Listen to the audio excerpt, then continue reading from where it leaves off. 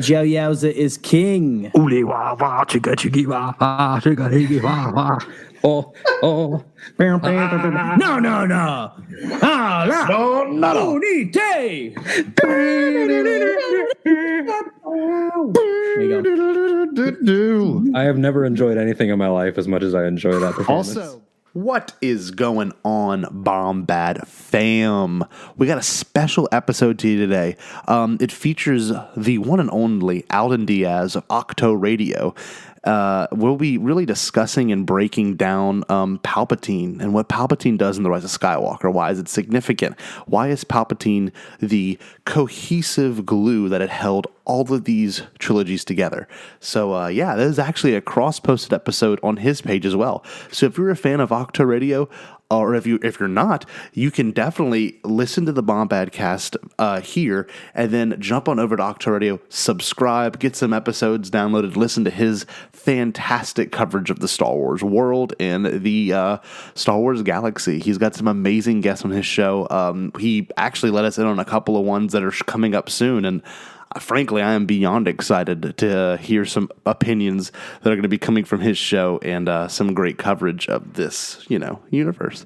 But anyway, y'all, we hope you enjoy the special episode of the Bombadcast featuring Alden Diaz of Ahch-To Radio, and be sure to go listen to his page whenever you get the opportunity. Alrighty, y'all, enjoy.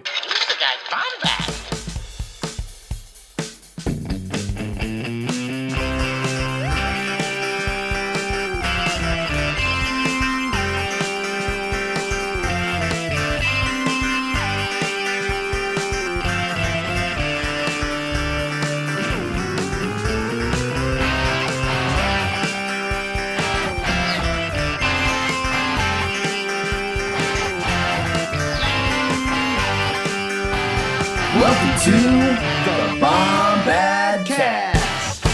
Sheev Palpatine. That is today's discussion.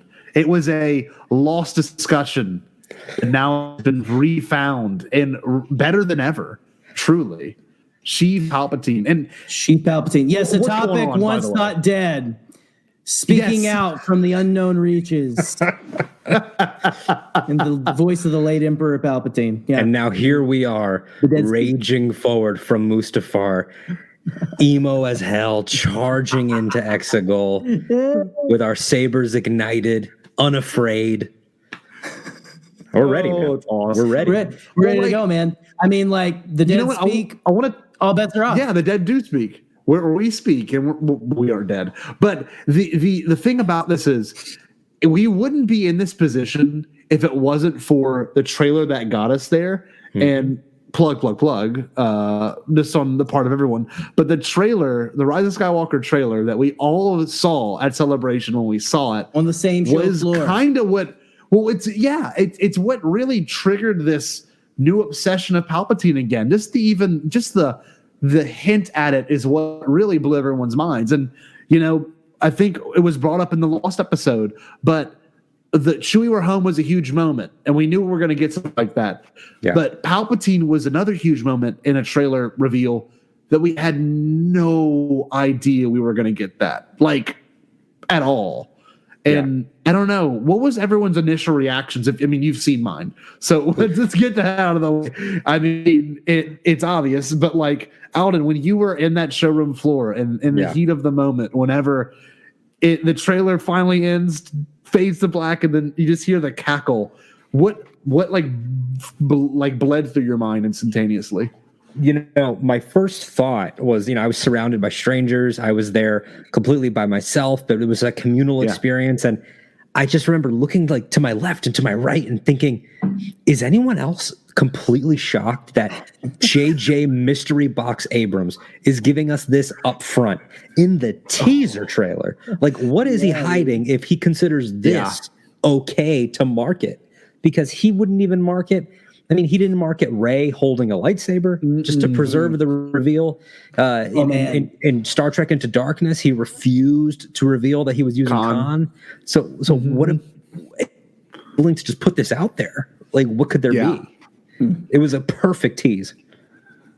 It was. And I know just from I mean, the people in this, the collective talking right now, obviously, are just crazy Star Wars fans. But like, when you're in Celebration, Speak for yourself. You're just one of 60,000 crazy Star Wars fans. You know what I mean? It's just insane to like even fathom like they pulled that, and like, you know, even my dad was like, "Oh my God, Emperor Palpatine," and my dad's, you know, just watches the movies with me, you know. So it was one of those things like, even for someone like my dad to even acknowledge it was just such a horror. It was so crazy. And you're right, Alden. No idea what we're gonna get, and we did get some great reveals in the movie itself as well with that character, you know. Yeah, and the laugh around the world, man. It was crazy. I mean, and doing it at the beginning of the weekend for the fans that obviously would congregate there. I mean, it set the tone. It was electric. People walking around. I mean, I'm in the convention center eating a pan pizza, a personal pizza, and somebody goes up to me and looks at me and goes, "The laugh," and I was like, "The laugh!" Like, you don't even have to know each other. Yeah. Oh. Everybody, it was amazing. We're standing in line for a panel, and someone goes, "Dude, the laugh." Like, it was just this tone, and even JJ was like, "I'm shocked that we could have Ian on set and it didn't leak." I was like, for real, stunned. Well, and just, I mean, another thing that you could do, quote, walking around Celebration that year, your shirt right there, Alden.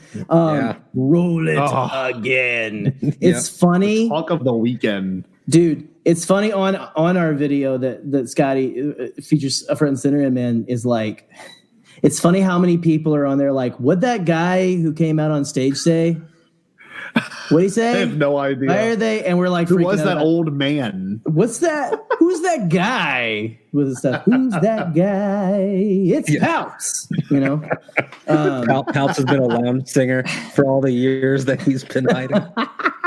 Nice, dude. I just what an atmosphere that was at that celebration, though, man. Like, you're right. Like, just the whole JJ being like, "I'm gonna drop this," and why not bring him back? And immediately as I heard it, it was like clicked into place. Like, that's why Kylo was saying, "Show me again, grandfather, the power of the darkness," into the mask. It's like, why would Anakin do that? No, that makes no sense. Just it all clicked into place, and just so good. John Hoey on TRB was one of the first ones I remember calling it. He was like, if they're gonna give Kylo Ren a redemptive arc, like if they're gonna pull it off, they're gonna have to do something really drastic. And like this was the only way that Kylo could be redeemed, is that they took the big bad from all of Star Wars and was like, he's still around. And that makes sense for that character too, which I would love to get into, because absolutely the idea of him being back is not impossible. And for anyone that thinks that, I don't mean to be disrespectful, because we're also on Alden's page right now, not just Bombadcast. Is going to reflect on Alden too. I don't understand the curse of crossovers. I don't know how anyone would be like, wait, I've said it too.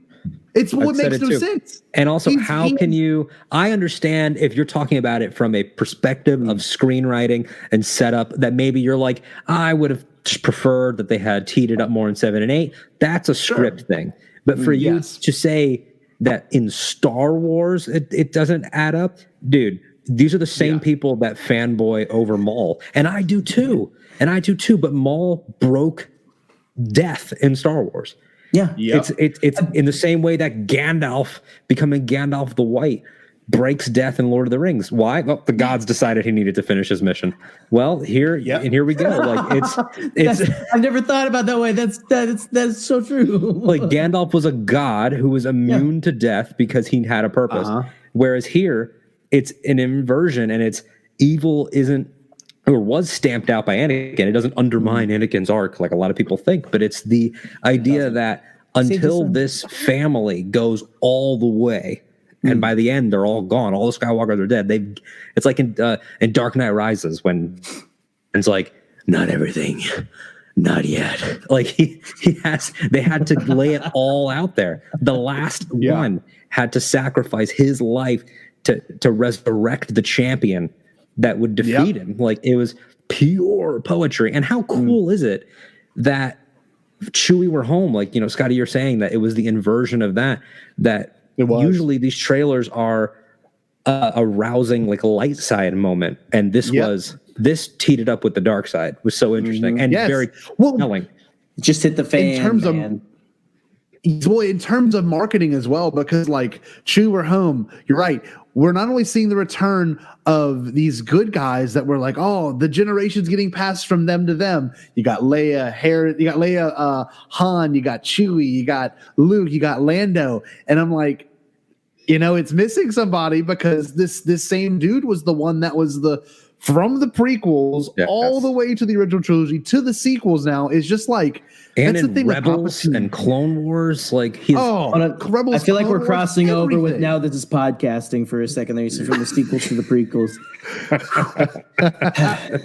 Anyway, sorry. But you see, you're right. Like, this is gonna be like the Battle of Exegol, where other podcasts start showing up as it goes. Like, rise. Oh, that's awesome. Podcast. But Jay, what'd you want to say? Sorry, I'll stop. Oh no, Jay, what did you want to add? What did you want to add? You had I was just making more puns to like podcasters, but the whole voices scene with the Jedi of the past talking to Rey, but it's like Jason Ward and Ken Napsok and Joseph Scrimshaw and like, you know, everybody, you know, like shoot, even Hello Greedo's in there telling us like Hello Greedo's there. I mean, I just had the wonderful women of Force Toast. You can hear them clinking their glasses together. Like, it would just be everyone's signature thing. Like Laura going, you know, Attack of the Clones ain't that bad. Okay, just give it a shot. Attack of the Clones. Let's talk Attack of the Clones is good.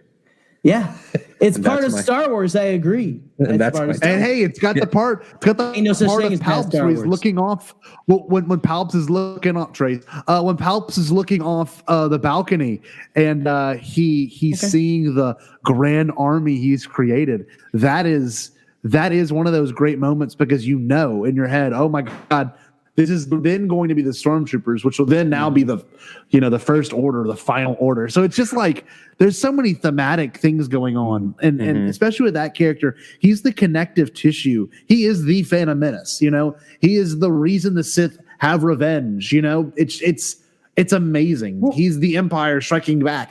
He has been so rooted in this story. It's amazing. He's been every voice you've ever heard inside your head. Inside your head. Absolutely. Don't short out your mic, Scott. Don't short it out with your grief. I'm gonna lay on, dude. I had that big mind-blowing theory that I had been working on that I told you guys like however long ago, a month ago or whatever. Mm-hmm. That I was like, let's let the world hear it. And they didn't hear it yet, but you're hearing it now. And I told Alden, I said, I got to bring this back up, because I think this is the perfect time. Especially now that we're deeper in a pandemic. 100%. Oh, yeah. Oh, it's the best time to bring it up. But Star Wars I've been thinking this for a long time. Star Wars is essentially the story of what if Alex Jones was right. And like the Illuminati, almost said the Illuminati. The Luminara. That would have been dumb of me to say Illuminati. The Luminara. Yeah, the Luminara. But like the Illuminati are in charge of everything. And like it's Satan incarnate is president. And what is calm down. No, don't write angry letters right now, okay? Or do. Please. I told Scotty, Alden, I've told him over text, so like I'm probably on my Facebook probably going to have to bail out like I did in the 2016 election, because by the time COVID-19 is over, I'm going to have a lot of people who don't like me anymore. Same. Yeah, hard same. But for real, it's like the lizard people are in charge of the government, and they've got an angry cult out in the dark reaches of space that are building giant clones that are kind of scarred. We don't know really why. And the lizard man is going to throw his spirit into the body of these clones, and they smell like rotten meat. Like all the steaks I get mailed to me from those mail order things that I have every single mail order steak catalog coming to my doorstep. I can't eat them all. It smells horrible. And so I imagine it's what he smells like. But that is the truth. And you cannot hide the truth. Did you guys see that he came back, by the way? Yeah, that he was on a he's been protesting, like in the back of a car or something. Let's not turn this into a political or anything podcast or either a conspiracy. Which Alden, just so you know, me and Scotty have always, since we started, wanted to eventually maybe do like a little paranormal podcast eventually. Just that'd be cool. Couple random. Speaking of paranormal, Jerry, go back into what we're talking about. But wait, hold on. But there's something there. You know who should not be allowed on the Paranormal Conspiracy Podcast? Mace effing Windu. And it's because Mace Windu has that line where he says, I sense a plot to destroy the Jedi. It's like, well, why don't you sense a little harder? If you can sense a plot, then why don't you hone in on that and walk like 2 blocks that way to his office? Because he's right there. He's right there. Yep. Right. Yep. Oh my gosh, that's amazing. Yeah, it is funny, but it's just like, that's Palpatine though. He's like evil incarnate. He knew how to like manipulate everybody. It's what if every horrible thing you've ever heard is a rumor about like a conspiracy? They're all horrifying, right? Horrifying if true. Big if true is my favorite phrase. Yeah. I hear people say big if true. Big if true. But think about that. This dude is like manipulating all of society. And not just a country. Mm-hmm. He's manipulating a galaxy. And making plans upon plans upon plans upon plans. Like you said, why are we so surprised? Why are we so surprised that this dude is like, yeah, I got some like random clones just in case I'm going to throw my body into. By the way, when I was having Luke Skywalker try to kill me, Yeah, and again, like it's that whole... Maybe I was trying to take over his body. The added context of this movie changes... Well, it doesn't change Return of the Jedi, but you can now look at that if you choose to and say, wait a second, was he trying to have a new Padawan or was he trying to have... This is what the Sith has been all about. It's amazing. Yeah. It's living forever. I mean, it's true. Voldemort and not being able to let go. Well, think about this, too. That's a great point because Palpatine, at the height of his power, he had just been scarred. And, right before he becomes emperor, then he has his experience, or he was then emperor. What I'm trying to say is essentially he's got a beautiful young apprentice that he could also then jump his spirit into after he's been scarred. Only then for him, that same apprentice, to go to Mustafar and get tore up. And then he is permanently damaged as well as him. So that soul jumping could not happen to Anakin. It would have only happened to Luke if that's indeed the case. Yeah. That's why he kept trying to replace him, right? But that's great. I'm sorry, I didn't mean to laugh. It's not laughing. Your point is amazing, and I love it. I'm just thinking of Sheev like sitting there, like, yes, he's. Some would call him damaged goods because he lost his arm, but I don't judge. And then like he goes to see, like you see him like sitting by him on the shores of Mustafar, going, well, crap, my boy. Yeah, exactly. Yeah, like when he gives me that little like hand on the forehead where he's like, "This is a rather unfortunate." Like, it's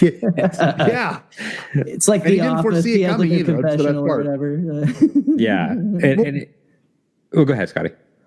Well, it's interesting because all the things that Palpatine did not foresee happening was all brought on by like Padme, or was brought on by Kenobi, which then was brought on later by Leia, and it's kind of cool because the only people that have pretty much ruined Palpatine's plan were Skywalkers. Yeah. And I love that by the end of it, and mostly the women. Yeah. Yes, and it's been most of the women too. And like the fact that he's like, I'm just going to kill Ben Solo. There's no point in even trying to jump into his body because he's pointless to me. I'm going to jump into obviously Rey, who is, probably much stronger and much better. And it's also a vanity project thing where I've had it. I mean, the line of "As I fell, so falls the last Skywalker" is peak pettiness, and it's him saying, "I have had it up to here with this family. I've had it up to here. We're done. And it's going to be, and it's for no one else in the room but him, because it's not like any of his Imperial attendants are still there. It's not like, Anakin's ghost is there. No one in the room knows what he's referencing when he says that. It's just, I've been sitting on this for so long, and he's usually such a chess player. A prequel or original trilogy Palpatine probably would have talked to them for longer, maybe tried to get them to fight or something, tried to hold this Palpatine. I mean, it's called the Final Order for a reason. He's finally going to get his hands dirty, and he's done. And it's scary. Yeah, man. Well, I was just thinking about how. Oh, I'm sorry, Jerry. You go. No. Because I'm go on, because I want to hear your point. Well, because you got to think about it. Palpatine was able to convince a Anakin Skywalker, obviously, to completely change the dark side for him using his love, and then you get Luke, who he tries to tempt, but he doesn't really tempt all the way. Obviously, I'm like a Jedi. My father before he throws the lightsaber, but he still gets him to break, because he does go and try to kill his dad for that hot minute when Leia gets brought up. And then Rey is the only one not to be tempted, number one, and to then, of course, actually kill him, because no Skywalker, you could see Anakin did it, but he obviously did not. You know what I mean? He just threw him off, which his essence transferred. But it's interesting. Rey was the only one, and she was not a Skywalker, who then, truly, hopefully, from what we know, killed him. And you know what, y'all? Technically, his blood too, which is crazy. It's like the only thing that could defeat him was he created his own demise, which is kind of crazy. Yes, so. Which is such a Sith thing. Which is it is. I mean, that's what happened with Plagueis, and that's what happened with Dooku. Like, you overplay your hand just a little bit, and it's always the downfall of dark side users in general. I mean, even non-Sith lords like Supreme Leader Snoke or Ren in the Rise of Kylo Ren comic. It's always like, if you had just, maybe if he was a little bit more like prequel Palpatine, he would have survived Exegol or something. He would have lived to fight another day, but he went too far. Yeah. You want that extra little bit, man. It's like, what was I saying? I'm distracted. Scott has a cute puppy. No, it's Obi. It's Obi. He's scared of it. Obi-Wan. Oh, poor Obi. He's scared of it. Aw. But anyway, Jerry. But what you've been wanting to say something, and I feel like I've been cutting up. No. I've been trying to come up with. It's like the Michael Scott thing, where he's like, sometimes I start a sentence and hope I find it by the end and stuff. Like, that's kind of what all that was. But I just, talking about the whole thing with. I think I lost my Obi-Wan is so cute. I love him. I'm sorry. I lost my point. But no, just this whole thing of you've got this dude who has been trying all this time, has been foiled by this same family over and over again. Again, like the Sith, creating his own demise and all that. I don't know, I feel like so much was tied up in this, and even in the Rise of Skywalker novelization about Palpatine and everything. I feel like we almost know everything now. Where it's like, do you guys think that what the secret to cheat death was what he was doing? Like, he was trying to do and stuff, like throwing his spirit into those clone bodies, and then I need someone strong enough to hold my evil. And so I'm going to put my in either my granddaughter or this. First, he's like, I'm going to put it in the Skywalker guy. It'll be the ultimate thing. And he's like, well, I can get the granddaughter now, so I'll just do that. That's even better. Yeah. Yeah. Like, he's definitely spinning both plates at the same time, because we know with the whole Ochi of Bestoon thing, he would have preferred to just have had his grandchild from childhood, probably trained her in all the different things, lightsaber combat, whatever. And then when she was, completed her training, it's like, you're me now. But then that doesn't work out. And surprise, those meddling Skywalker kids, now they've made her a Padawan. I'll work on the Solo kid. He was my plan B. He keeps alternating between plan A and plan B, which is part of the. I mean, we said this in the Lost episode that people won't be able to hear, but it's he's the devil. Like, he is. Yep. He's always whispering in the ears, playing every angle, and I said it earlier. when he wants to get his hands dirty, it's dangerous because he can already do so much devastation without getting his hands dirty. I mean, most of the Clone Wars, he's just giving orders. But then when he does decide, okay, it's game time, you know, he kills Savage, almost kills Maul. Like when he shows up in the World Between Worlds, he almost kills Ezra and Ahsoka. I mean, they had to outrun his dark magic and everything. Like he's dangerous, and he's so calm. Like he doesn't need to blow things up like a comic book villain or like Voldemort or you know, orcs in Lord of the Rings. He's not a blunt instrument, and I think that's why Palpatine endures.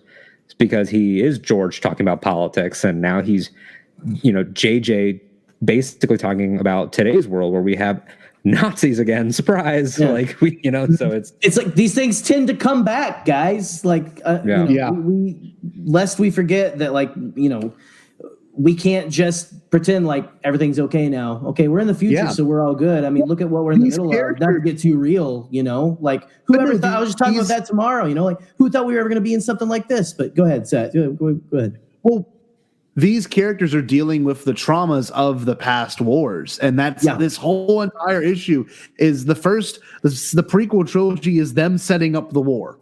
And then you get the war and the climax of the prequel trilogy.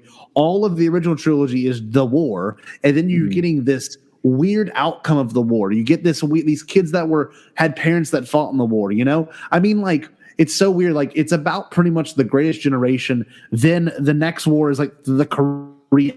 You know what I mean? It's like this war that no one knew who was fighting for who, what is going on. It's crazy. And the fact that the First Order was their own entity and Palpatine the whole entire time was like, actually, not really. And I'm bigger and better than you. And, you know, I'm kind of the boss. And then was straight up like, all right, you want my people, Kylo Ren? Go get me that girl. And essentially they had 300,000 million freaking, you know, Star Destroyers by the end of it. And the good still prevailed. But the thing about Palpatine is he was never out for anything other than himself the entire time.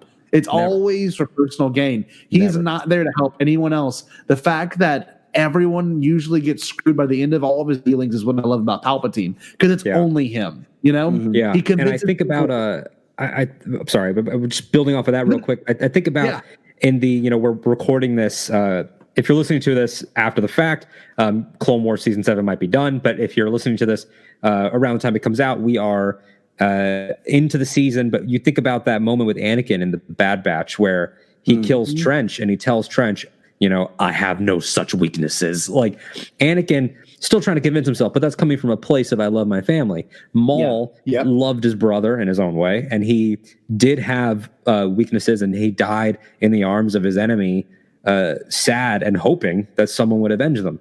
Dooku had his moment with Obi-Wan where he offers Obi-Wan an alliance and says, we can destroy the Sith. Every single villain in Star Wars is fallible and cares about something. Palpatine does not. He's the only one that doesn't have a flicker of light ever. Nothing. And I'm like, to your point, Scotty, of always wanting to play for himself only. In the Clone Wars, if the clones destroyed all the droids, he wins. If the droids destroy all the clones, he wins. It's Rise of Skywalker, got all the pieces. Yeah, if Kylo Ren kills Rey, he wins. If the opposite happens, he wins. He always wins. You know, if Vader had killed Luke on Endor, okay, I'll just hang with Vader a little longer. No big deal. You know, it doesn't. He's always got every possible scenario set up, and I think that's why he's a villain that connects with so many people. I mean, in Rebels, you see him doing it too. I mean, if he was successful in Rebels, he probably would have had Ezra Bridger as well as Vader. Yeah. Yes. Oh, Sam. Well, and like, you know, Han Solo said it best too in Force Awakens, man. Like when we thought we were just talking about Snoke, but Palpatine was behind that too. We thought like, oh, this guy's worse than Palpatine. No, it's just Palpatine's angry. He's pissed off at everybody. And you know, you have Kylo and you have Ben and Han on the bridge, and Han says he's just using you for your power, and you know, when he's done, he'll crush you. That's exactly Palpatine. It's exactly what you're saying. It's almost like, 100%. That is Palpatine to a T. Is I use what I can, and then we're on to he's locusts, man. He's a plague of locusts. Just goes and eats everything, and it's like, all right, let's go on to the next thing. I just want things. I just want all of it. The cool thing about Palpatine, though, is he's not. This is going to get pretty deep right here, but you've got very huge villains in pop culture. I mean, I can name a ton of them. Lucifer being one of them, but Lucifer was a fallen angel. I mean, Lucifer himself, biblically, was a fallen angel, and he was redeemable. He just didn't want to follow God's orders. Same Voldemort, another great villain. He's redeemable because he was an orphan. He was obviously abused as a small kid. If you watch Harry Potter, it's very obvious that he is a conflicted person. And the dark underbelly of that is that, not to be too graphic for people listening, but Voldemort is a child of rape and is and is born of zero love. But continue.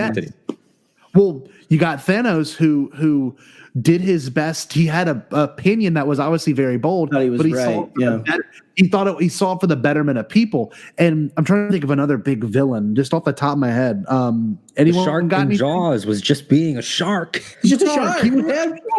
Why'd you have to blow him up? Why'd you have to call him bad names? But it's so awful. I don't know. It's Palpatine's almost like Hitler in a way, like the most irredeemable person, Yeah. And even Hitler wanted to be an artist. I'm sorry, I'm joking. I'm sorry. He was a bad artist, I've heard. So dude, the thing with Hitler was he was also abused and hurt, and people really, spoke down to him as well. And all these villains have a reason to be bad. The craziest thing about Palpatine is no matter what way you look at it, and I haven't read Plagueis, I may be wrong, but Palpatine almost has no motive. He just is doing it because he wants ultimate power. He is the most, I don't know, he's probably the best at what he does, and he's terrifying because of it. You know what I mean? And as it stands in canon, you're right. I mean, Plagueis is, sort of plays like I know that Christian Harloff has described it pretty well as a mafia novel, and that's how Plagueis kind of reads. But as it stands in canon, until we know for sure that those things happen, all we know is that he had a master named Plagueis. He killed him in his sleep. Is it possible that maybe when Plagueis met a young Sheev Palpatine that there was a flicker of light? Maybe. I don't know. Until we get that story, I just don't know. But as it stands now, Palpatine is that kid that hurts animals. He's really, really far gone. He doesn't see people as anything but a means to an end. And I think that's why he's so enduring, is that everybody, American pop culture and just movie culture in general has gravitated toward him for that reason. He's sort of like Michael Myers, but with the charisma of a politician. He's just always going forward. Unexplainable. Yeah, he's you hear the whole people creating straw men, a straw man to put their anger and frustration upon. It's not a true thing, but he's almost designed to be a straw man where you can almost he's so evil you could put any face you want to on him to say that he's just as evil as X, Y, or Z, but he's just. It's amazing that George built it that way, because it is. And we know that George was doing it himself. I mean, he said Palpatine and Masameda and all of those guys in the Republic are Bush and Cheney. That's his exact. That's his opinion on it anyway. Some people who love Star Wars. Don't get your politics in my Star Wars. Come on, Alden. Whoa, bro. Whoa, bro. I was just kidding.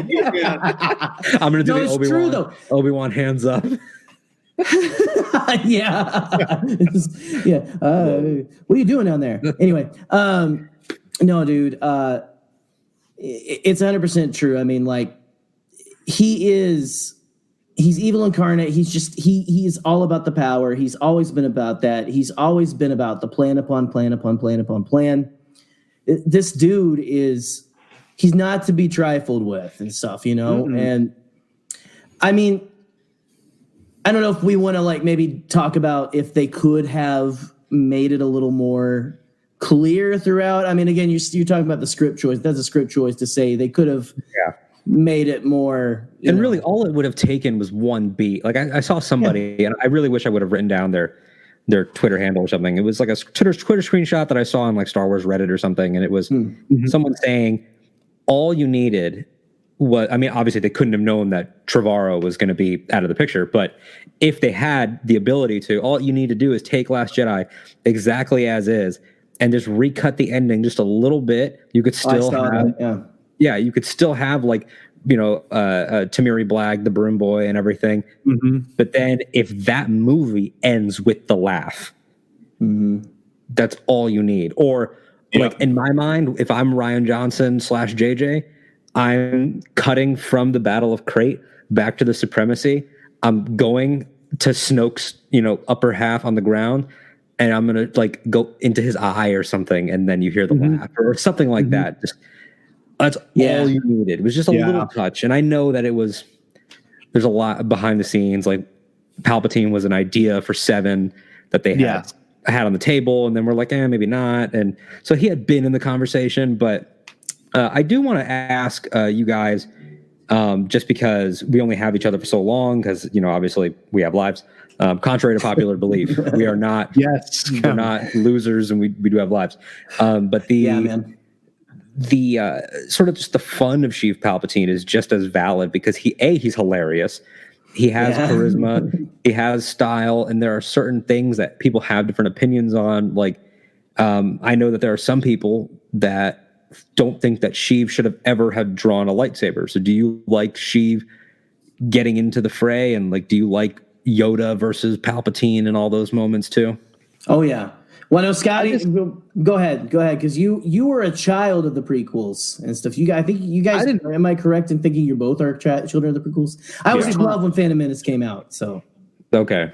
Well, so what I had explained on the Lost episode, I believe, was the fact that I made the connection at like 9 years old. I was like, hold on, because it never dawned on me like how I remember seeing episode 2, obviously, and episode 1, but like when you're like really young, you don't really make those connections just yet. And like I had the visual guide and for the original trilogy, and I'm looking at it and I'm like, hold on, when does this really old dude become like this guy? It's not going to make any sense. And it was after Attack of the Clones came out, and I really thought about that for so long, and I knew it was going to happen, but it didn't make any sense.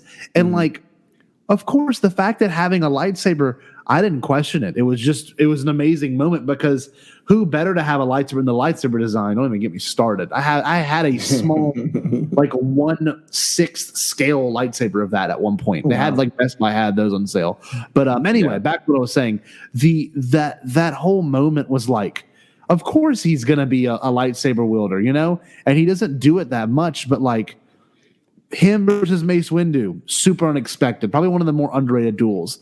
And then you get Yoda versus Palpatine. What? It's what we've all dreamed of. 2 wizards going at it. So him with the lightsaber is just almost expected. And like, how metaphorical is that Yoda, battle of him just destroying the Senate, and to know that he disbands it. Episode 4, and using the Senate to try to destroy a Jedi too, like how much symbolism is in that too. That's just something I think now. But like, I mean, Star Wars is jam packed with it, guys. I mean, poetry, and all that stuff. Every conversation, every rewatch. I mean, just thinking about that fight and what you just said, and how it ties in with. I mean, everybody go back to obviously to the Bombadcast YouTube channel and check out our Clone Wars discussion, because we get into obviously the nitty gritty about how the Jedi lost their way. You've got Yoda there, like you're saying, being crushed physically by the weight of the politics that they should have never been involved in the first place. Yep. And what actually does finally defeat Palpatine? It's not a duel. It's just a girl with a good heart blocking his attacks. She never strikes him down. All she does is block. It's all defense, because that's the way it should have been. Alden, stop trying to make me cry on camera. Okay, and on the podcast. I'm not Scott. You think I'm Scott? No, just play. Oh my gosh, man. Like, I don't want to be called a virgin. No. We see you in the comments. Hey, what's up, comment section? That is beautiful, because that's what I get so much out of that. I love everything, and I almost tear up every time I watch that interaction with Rey going in to face him, and just her talking to him. Just everything about that is so deep that it's like here's your grandfather. Very, very much similar to Frozen 2. Spoilers for that. You find out that their grandpa wasn't a very good guy either. But drink break. Sorry. But you find out that here's your grandpa. He's the most evil person in the galaxy. He's, well, like you said, cartoonishly evil, basically, because you can still laugh at him and love him, and he makes good jokes and stuff like, Master Yoda, you survived. I love that. My little green friend. That whole back and forth between them, I'm going to have to talk about that. Like, I don't know if we can take a pause. But what I was going to say, what you're saying. Yeah, we'll do quotes. We'll do quotes. So beautiful, because I love the whole, especially the line Rey gives to him. You're like, all you want me to do is to hate, but I won't. Mm-hmm. Like, even just saying it now is kind of like giving me the emotional punch. Like, we just had our Star Wars DNA episode with Ken, and like that gives me those kind of chills. Like all you want me to do is to hate, but I won't. And it's and then then he, okay, I'm about to just deep dive and go back and forth, but the whole, weak like your parents and all that, just. You see where he lies. You see where he lies, Yeah. There's so much in that sequence. The best transfer of dialogue to me is, Alden or Jerry, I know y'all can quote it verbatim probably because I'm about my quotes, but when he's like, you have no one left, I'm the only family you have here. What is the line? He goes, your master Luke Skywalker by his Skywalker. father. Yeah, but the only family you have here is me. The perfect work. I don't know cool or JJ wrote that delivery. It's phenomenal. It's truly the greatest. He's incredible. It's dripping with it's the best because it's Palpatine is you seen like the git or the meme that was going around with the roll it again, Ian McDermott with the microphone. It says, I'm a messy bee who loves drama, and all that. That is Palpatine to a T. Yeah. Why did you make that meme? And that, no, I'm just playing. He's gonna twist the knife. I mean, he doesn't. Yeah, as I once felt, so too falls the last Skywalker. Also, your hair sucks. It's just, I mean, he really is so, like you were saying earlier, he's so petty. He's all that stuff, but just, I don't know, man. And with her, like, again, with Rey, it's the A, that he thinks she's alone and she's not. It's B, that he thinks that his son clone, well, that's novelization stuff, and daughter-in-law, I guess, was they were weak and they weren't. And then C, it's he sees love as weakness, all that. Yeah, go back to he sees love as a weakness, but then go back to the throne room on Endor in Return of the Jedi. It's the thing that provokes Luke into stepping up to the next level and dancing with the darkness, something that Rey doesn't do. Luke does have to dance with the darkness to defeat Vader. It's the whole idea that I'm going to destroy the family you've built. And he tries that with Rey too, of your friends in the sky. You see Finn and Janna and Poe and intercut with Steve's dialogue. Yeah. It's the fact that they tie it in though with Luke and Leia, that she can only block so much lightning with one blade. She needs both twins. She needs both siblings. And that it's still this family. And even though he yeeted Ben into a hole, he can't escape that this family will always, because they have love. I mean, it's, again, we mentioned Voldemort. That's what Harry says to him in Order of the Phoenix when Voldemort tries to possess him. And he says, you'll never know love or friendship, and I feel sorry for you. Ooh. Yeah. And it's so powerful. Man.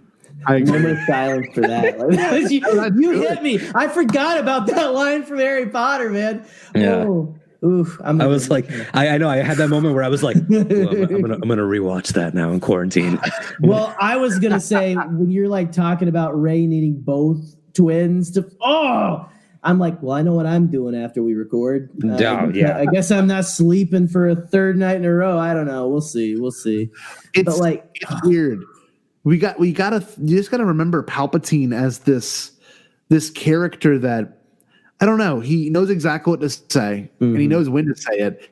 And the fact that he even, he bestows the name Vader onto Anakin, and he's got such a way of doing things that I think is just hasn't been seconded in film, No. And like, like the dialogue is so iconic. It's almost, I mean, Thanos, one of Thanos' best lines in Endgame was "I am inevitable," and like that almost is a Palpatine line. Like if you really Thanos think is like one of the best villains since Palpatine. Yes, I agree for sure. I agree. Yeah, I definitely agree. And you think about like how you're saying how the inevitability and the way he operates in the pantheon of great villains is how Palpatine, like how we've said earlier, the devil and Lucifer, how it's all suggestion and how it reflects the real world, like how Jerry was saying with like the straw man. Like we see nowadays that people that get turned to evil, a lot of the times it's on the internet. It's a lot of the times it's people that feel like they're alone.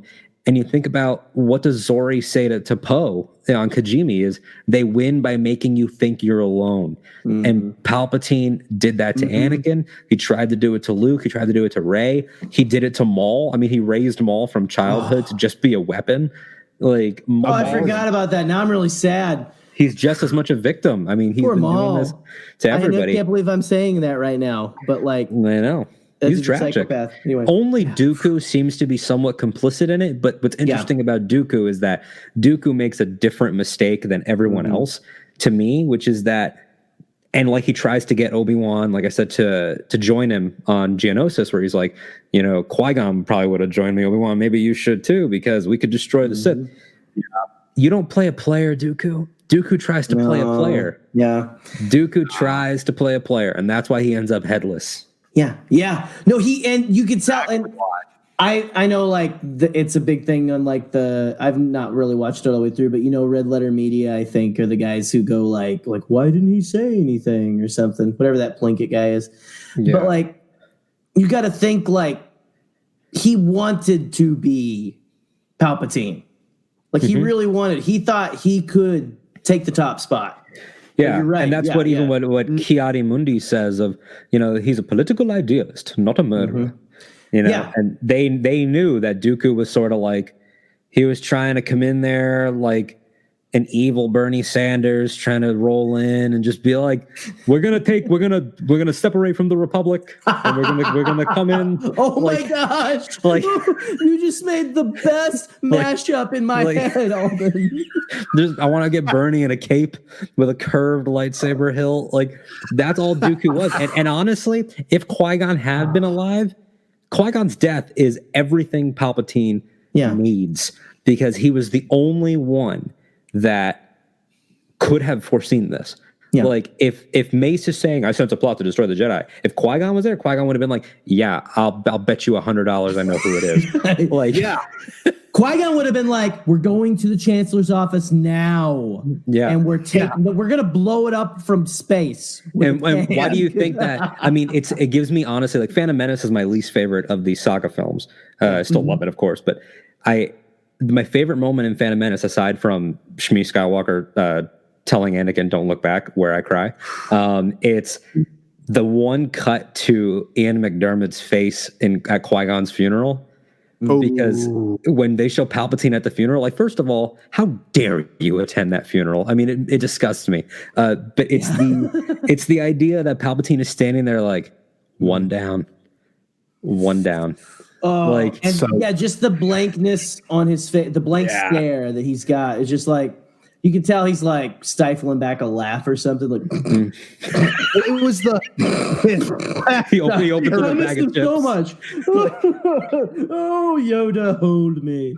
The best is the lines that precede it, though. The line of if there always two there are, no more, no less, and then it just that music starts to build and it shows him.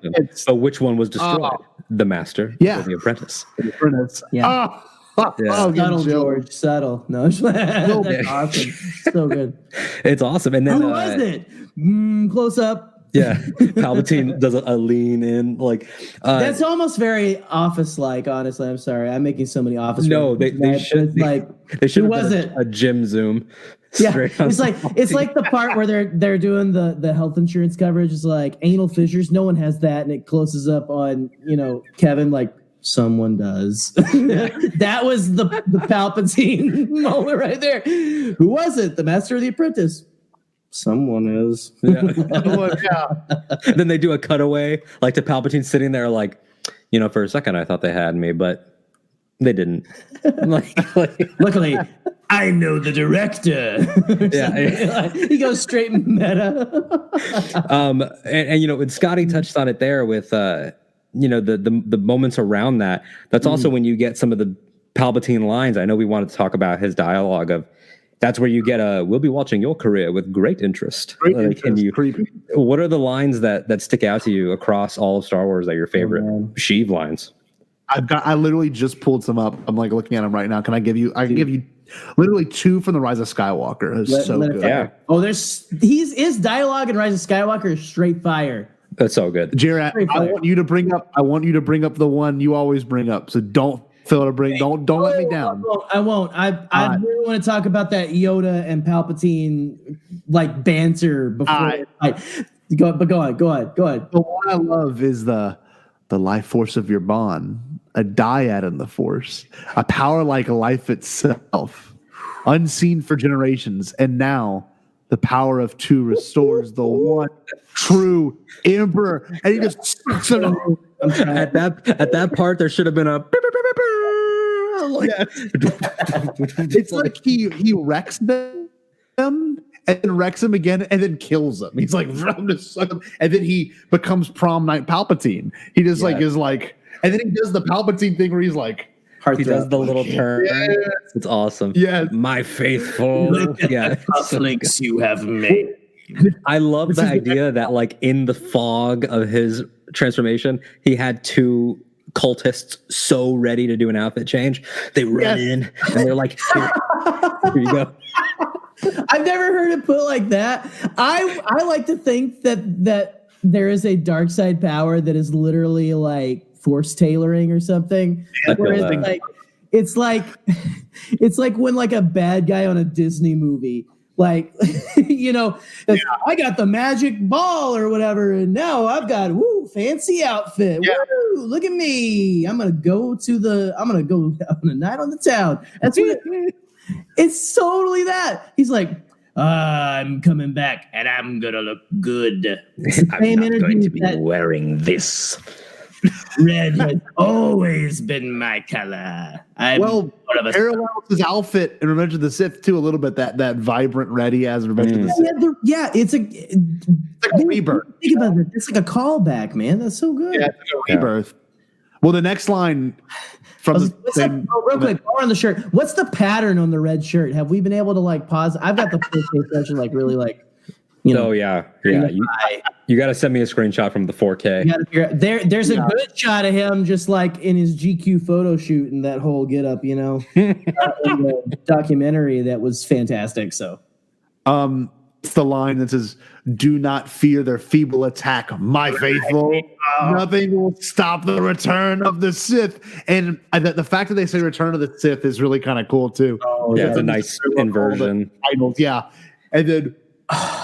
That is when it was like, everyone's like, fiction. This is so silly. But to me, it's like it parallels Yoda bringing down the lightning in TLJ, whereas he is bringing forth the light. He is causing damage and ruining things, whereas Yoda's teaching a lesson with it. It's kind of cool. He's not that powerful until he steals it from Rey and Ben.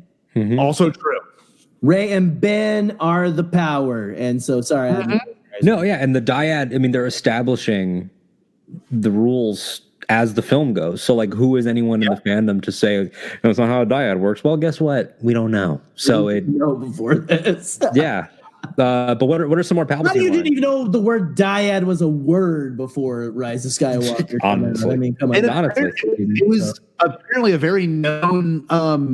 What's the word I'm looking for? I mean, it was a known trope in mythology, right? Campbell. Yeah.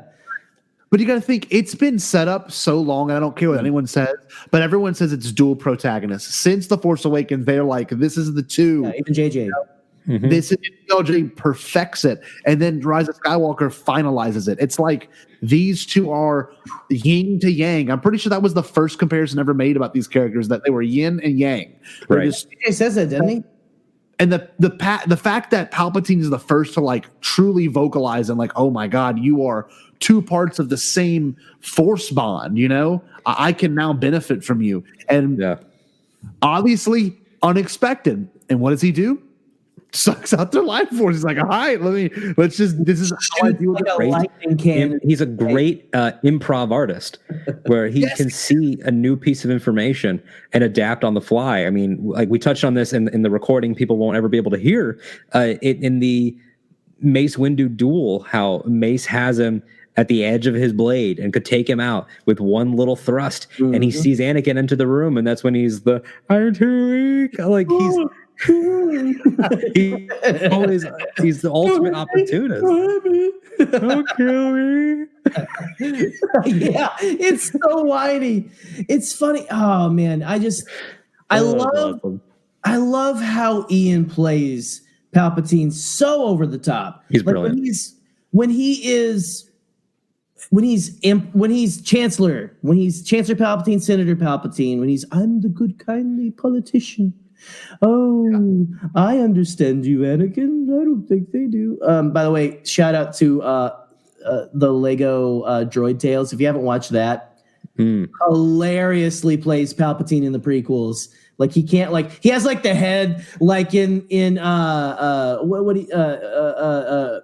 Nightmare Before Christmas, where like the mayor's head turns around. It's like his head keeps doing that. And it's like, oh no, don't look at me. It's so good.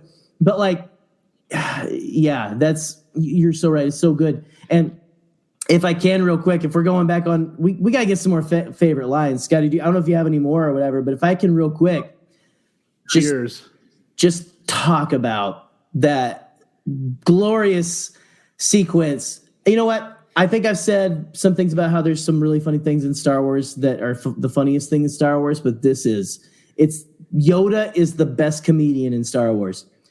The way he walks in to Palpatine's office, takes those guys, and the guards just like smashes the guards. Palpatine turns to him and says, Master Yoda, you survived. Just that whole high. He's like, oh, I'm happy. I'm so disappointed right now. I'm so pissed off. But I don't know. The whole dialogue between him and Yoda there, the surprised?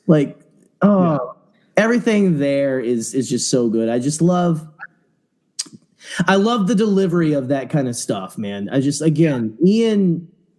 Ian is a master. It's over the top without feeling 100% cheesy, you know? Yeah. And I don't know how he does it. How does he do that scenery and leave some cool stuff for us to look at still? Jerry, bring up the line. The line that the one from Elizabeth. You called the opening night of The Rise of Skywalker. You literally on the Bombad that line. Well, I don't know if you followed our Bombad build-up or not, but we did like that huge it's 15 audiobooks worth of material. So I mean, good luck. We're all quarantined at home. If you started right now, you should be done by 2026. Yeah, now's the time. It's good. It's so quick.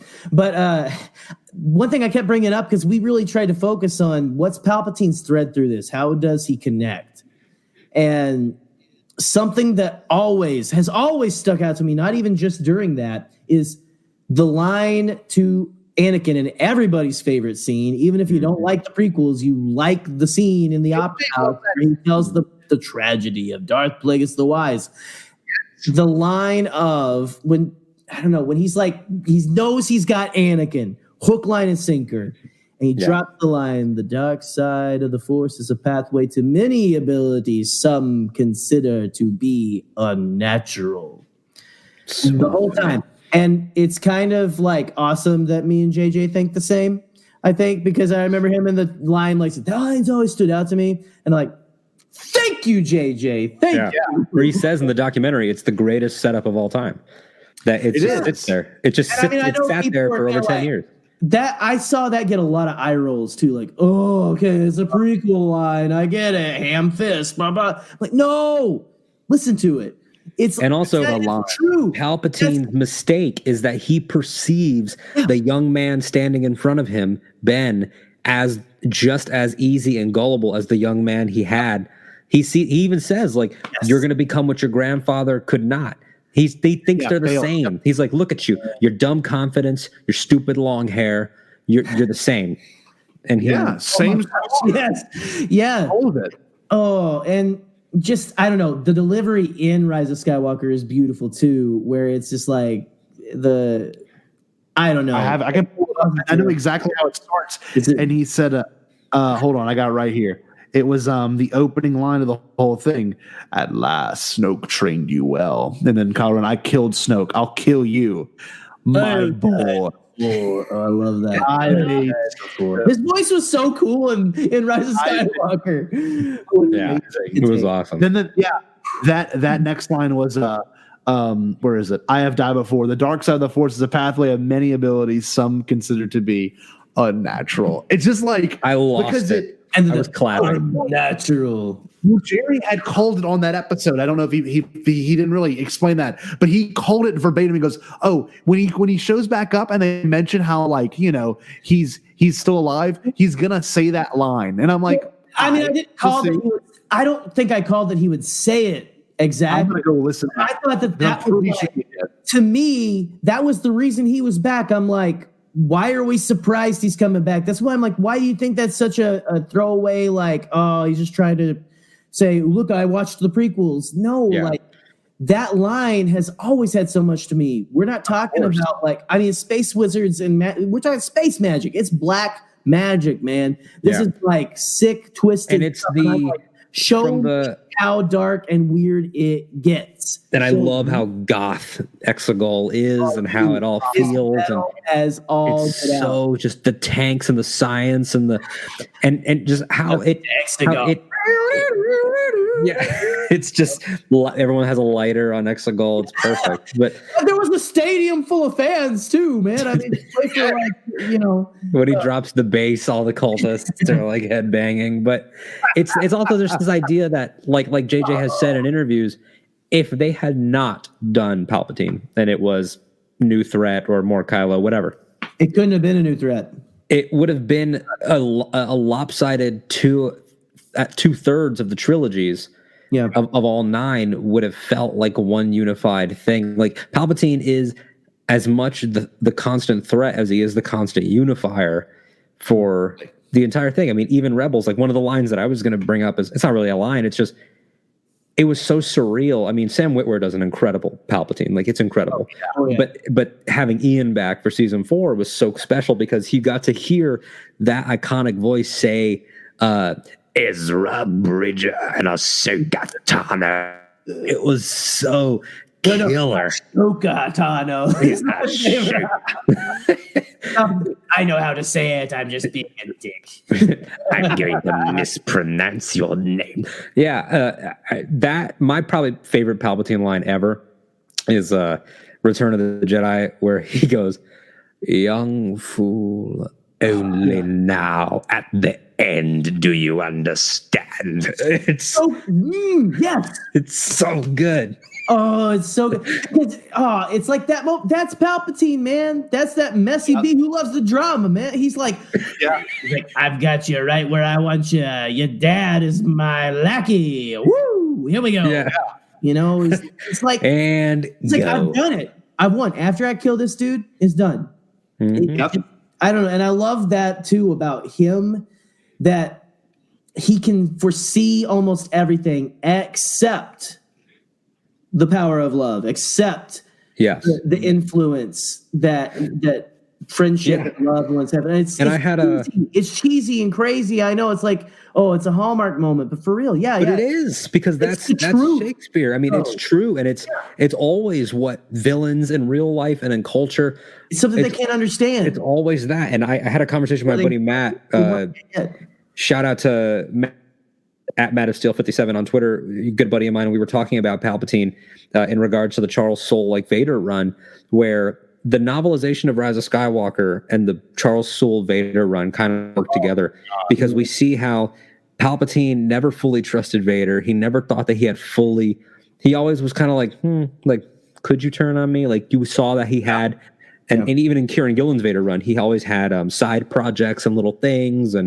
But Palpatine had essence transfer ready to go, and Exegol, the backup plan, but he wasn't ready. The body wasn't ready during the Battle of Endor because Palpatine was waiting to be betrayed by Vader out of hate. He was ready for Vader to strike him down the same way he struck Plagueis down. He was not ready for Vader to turn out of love. And it's the fact that it's a positive motivation that throws him off guard. If Luke had died at Endor and Vader had stuck around for a couple more years as lackey, you probably would have overthrown him. But Of course. Yeah. But you can't, and even Padme, it's her love for her people on Naboo that throws him off, where he's like, she goes, nope, I'm going to go back. And Palpatine has that moment of like, huh? What? Yeah. I love that. I know you said, I don't know if like you hear you've heard Ken Snapsack talk about that for sure. But that's my headcanon for sure, because like I love that too. That it's not just the Skywalker women; it's these women who get involved with. It's just the Skywalkers. It's these. I don't know. I just love that. I love. And Palpatine can't understand love. So go on. I'm sorry. I want to kind of get into something because I just remembered this.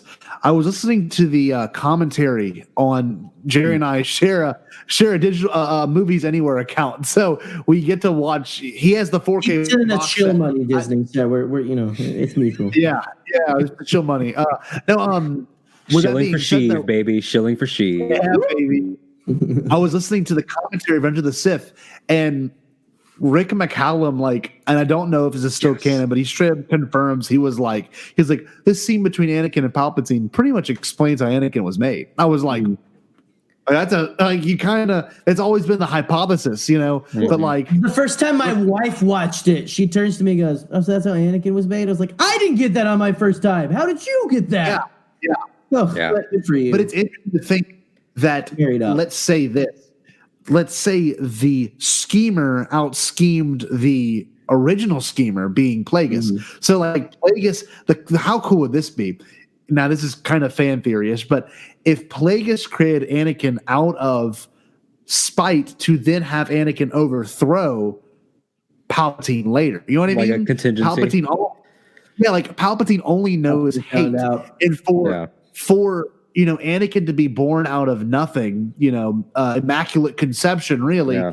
And for that to even occur, and Anakin be loved by his mother his whole life, to then lose his mother, to only have one person to go to because he doesn't want to experience death again, is then Palpatine, who then steals it all away from him, convinces him that in your anger, you've destroyed her. Palpatine is just this master sculptor, and he just knows exactly where and when to put things and to manipulate people. And if your just like fan theory is true, it's Plagueis, again, don't play a player, where Plagueis is like, you may take me out, and I can't stop that from happening. That's the Sith way, but I guarantee you'll get yours at some point. Yes, at some point. That is the rule of two. A master has to kill. An apprentice has to kill the master each time. Yeah. And it'd be a beautiful thought to think that the lineage that Plagueis created was then the one that ends up killing Palpatine in the end, which then ends up inevitably destroying both lineages. And you get this whole idea of we never.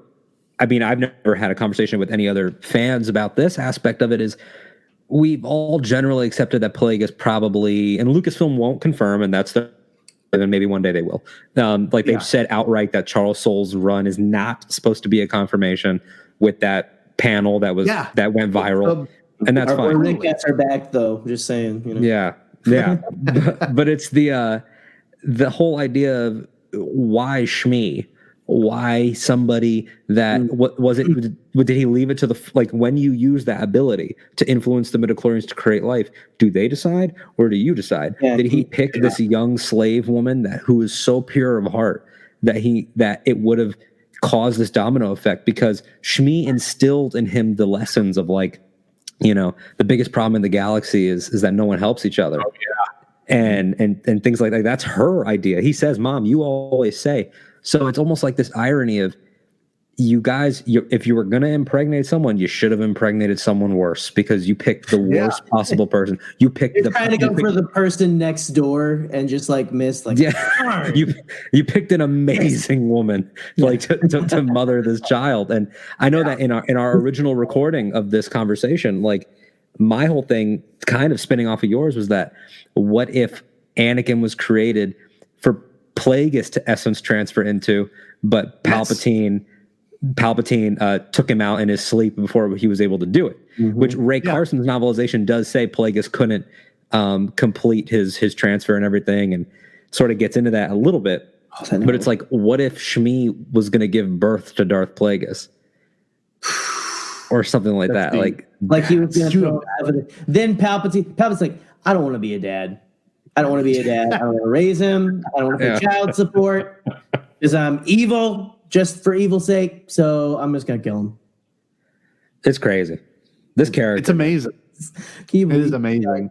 This Palpatine. Well, like she's the lizard people. They know exactly. There's birth control in the popcorn that you're popping in your microwaves. It releases the chemicals that causes your brain to turn into ferrets. There we go. And that's what George intended. Yes. Yep. George's original intention for Star Wars. No, it's weird. It's just a wild episode, only because Palpatine can be discussed for the next. I mean, it will be discussed for the next 30 years. We could just go our next 30 episodes too. We'll just talk about Palpatine and have a different conversation every time. Yes, I will say that. Kind of like round this all out, just because we're running on time right now.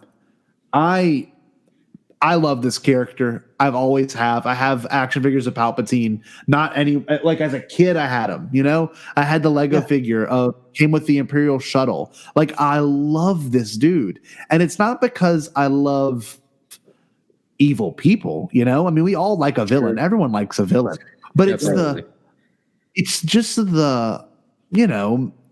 who he is. You can't help but to look at this character and think, man, this is just the greatest villain of all time. Who wouldn't want to be, I mean, not this evil, but who wouldn't want, like, this is like just a master planner. He's everything that people don't think he is, this guy can never be evil. This guy can never be. He's like Dr. Jekyll, Mr. Hyde without like maybe I said that wrong. Mr. Jack, I don't remember which way it is. You got it.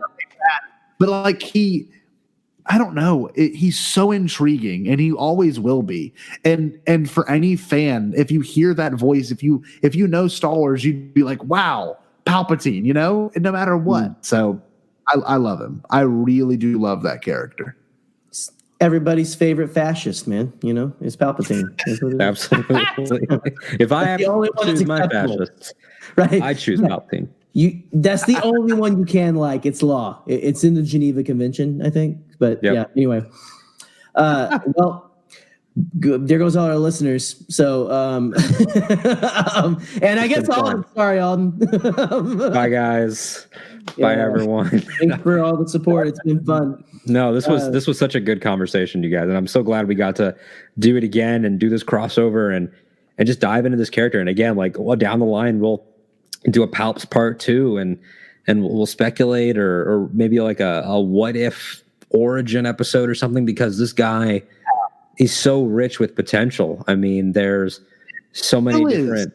I mean, even though his story is wrapped up in the timeline, I mean, he's the only I honestly, Qui-Gon prequel could care less. Obi-Wan prequel could care less. Snoke prequel could care less. If they straight up announced a Palpatine book, I honestly think it will be my most anticipated content in all of Star Wars. Honest to God. If they were like, this tells the story of Palpatine from the ages of 0 to the age of 60 when he was in the Phantom Menace. If that dropped I have no idea what I would do.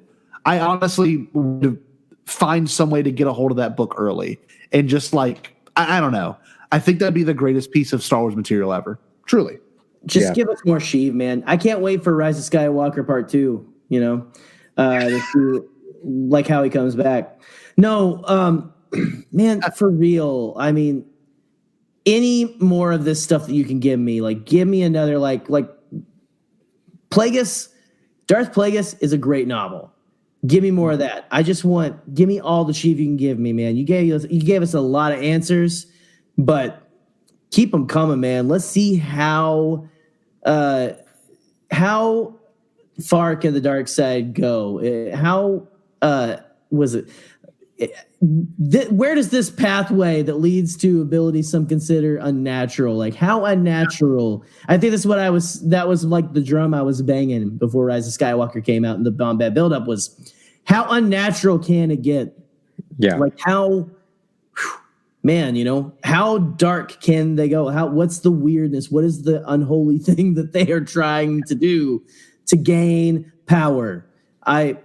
Give it to me any form. I'll take it in any form. So absolutely. And I think that we will definitely all be here for any of those future Palpatine discussions and for content. And we will unite again to worship this amazing man. #Sheev 2020 for sure.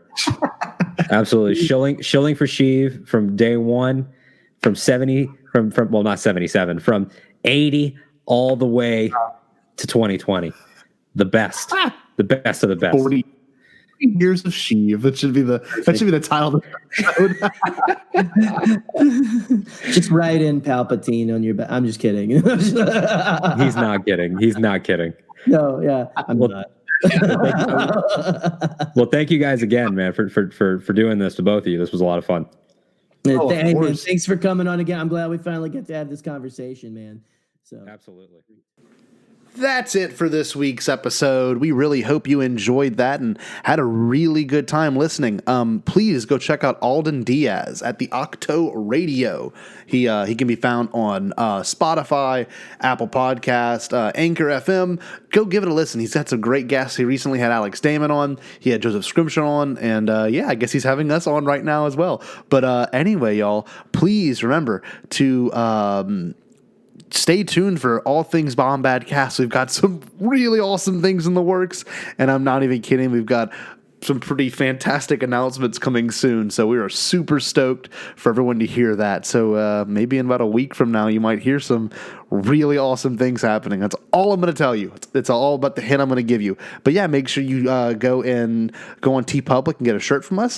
Just type in Bombadcast on TeePublic and all of our crazy things will show up. Make sure you follow us on Twitter at Bombadcast. Do yourself a favor and find us on Facebook. You can like our page, Bombadcast. You can also join the Bombad fam. Very easy to find. Jerry and I are both the moderators for it, and we run, and we actually release early exclusive stuff to that page as well. You can find us on YouTube, Podbean, Apple Podcasts, Google Podcasts, Spotify. You can find Jerry on Twitter at The Canon Junkie. You find Scotty on Twitter at The Scott Jero. Please take some time once this is over and go listen to some of Alden's content because he is a fantastic creator. And I guess if that's it, I hope everyone is feeling okay during this quarantine. And remember to, what's the thing we do here? Oh, yeah. Stay Bombad.